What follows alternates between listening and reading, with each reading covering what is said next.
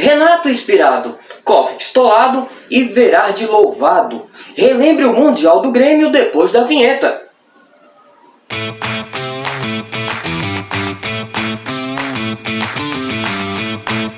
Fala pessoal, bem-vindos a mais vídeo do canal Respeita Meu Manto.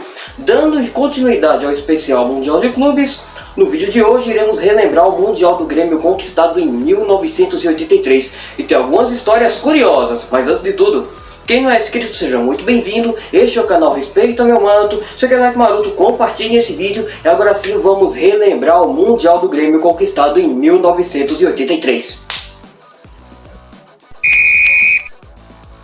O Grêmio chegou àquele Mundial de Clubes vencendo o Peñarol na decisão da Libertadores. O Peñarol que era o atual campeão da competição e foram dois jogos bem animados. Na ida, o Grêmio empatou por 1 a 1 lá no Uruguai e na volta venceu por 2 a 1 no antigo Estádio Olímpico, se sagrando assim campeão da América pela primeira vez na história. O Grêmio no ano de 1983 era um time que estava despontando para o cenário nacional, para vocês terem uma ideia. 2 anos antes, em 81, o time havia conquistado o Campeonato Brasileiro, vencendo o São Paulo na decisão. No ano seguinte, em 82, o Grêmio novamente chegou à decisão do Brasileiro, mas acabou perdendo a final para o Flamengo. Porém, este vice-campeonato deu ao time a vaga à Libertadores do ano de 83. E dessa vez, o Grêmio terminou a competição com o título da América. E nesse ano, o clube já tinha alguns jogadores que fizeram história com a camisa gremista, como por exemplo, o goleiro Mazzaropi, o zagueiro Hugo de Leon, que nessa época era o capitão do time, tinha também um campeão mundial no elenco, que no caso era o Paulo César Caju, tinha também o Mário Sérgio, e tinha um camisa 7, que nessa época já destruía tudo e mais um pouco, e fez história no futebol brasileiro. Ele mesmo, Renato Portaluppi, também conhecido como Renato Gaúcho. O Grêmio enfrentou naquele Mundial o time alemão do Hamburgo, que nessa época era uma potência na Europa. O time que venceu a Champions League na final contra a Juventus, venceu por 1 a 0 e esse título deu vaga ao Mundial daquele ano de 1983.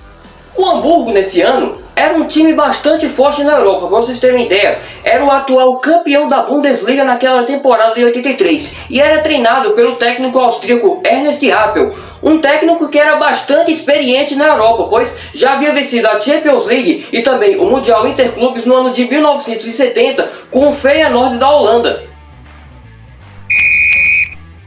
Dias antes da final, o Renato Gaúcho chegou atrasado a um treino do Grêmio. Se não bastasse isso, ele chegou no Estádio Olímpico no limite de velocidade acima do permitido. O presidente do clube na época, o Fábio Koff, estava lá no estádio, viu a situação, chamou o jogador na sua sala e comunicou que ele havia sido multado em 40% do seu salário. O Renato Gaúcho, obviamente, não concordou, protestou e ameaçou não viajar para o Mundial no Japão. Depois de muitos dialogarem, o Renato Gaúcho fez a seguinte proposta. Ele disse que, se ele fizesse um gol, essa multa seria perdoada. O presidente achou a proposta interessante e concordou. Depois, ele voltou à sala e perguntou se fizesse 2 gols, ele teria o seu salário aumentado em 40%?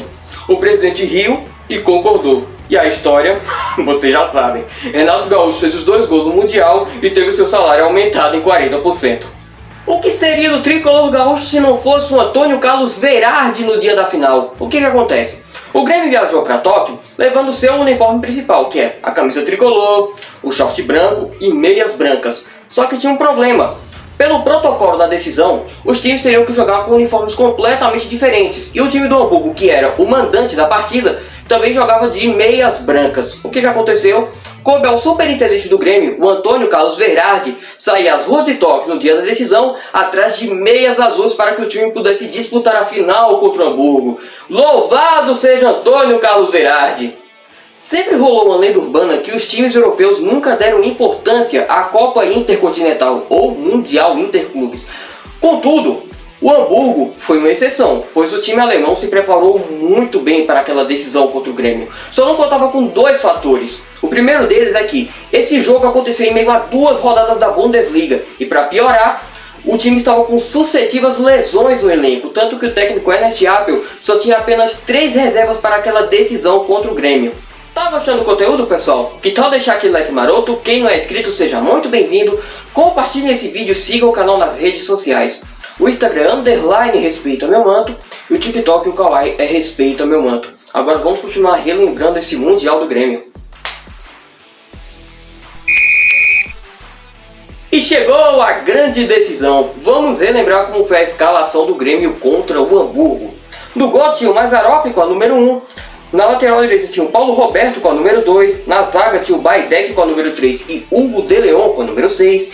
Na lateral esquerda tinha o PC Magalhães com a número 4. Na volância tinha o China com a número 5. No meio de campo tinha o Osvaldo com a número 8 e Mário Sérgio com a número 11. E o trio de ataque era formado por Renato Gaúcho com a número 7, Tarcísio Flecha Negra com a número 9 e Paulo César Caju com a número 10. Estes foram os 11 que Valdir Espinosa levou a campo contra o Hamburgo. A partida foi um jogo truncado. E para vocês terem uma ideia, tanto o Grêmio como o Hamburgo queriam o jogo e foram para cima. Não teve essa de jogo amarrado, foram chances lá e cá. Porém, o tricolor gaúcho ainda era melhor que o time alemão. Tanto que conseguiu abrir o placar no fim do primeiro tempo com o Renato Gaúcho. Ele começou a fazer o seu nome nessa decisão. E o Grêmio no segundo tempo foi começando a cozinhar o tempo, começando a amarrar a partida e segurar o time alemão.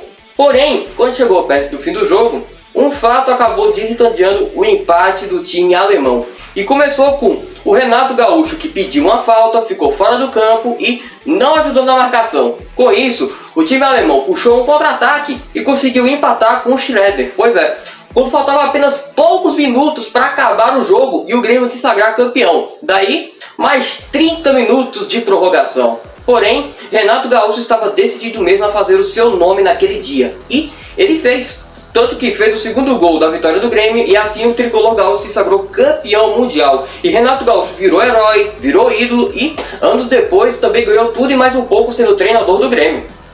E é isso, galera. Essa é a história do Grêmio campeão mundial de 1983. Alô, torcida tricolor! Agora estou falando com a torcida do São Paulo. O próximo Mundial de Clubes é o de vocês, 1992. Antes de esse vídeo, galerinha, ative as notificações e fique por dentro de tudo que eu posto aqui no canal. Receberem desse vídeo outros conteúdos bacanas que eu posto por aqui.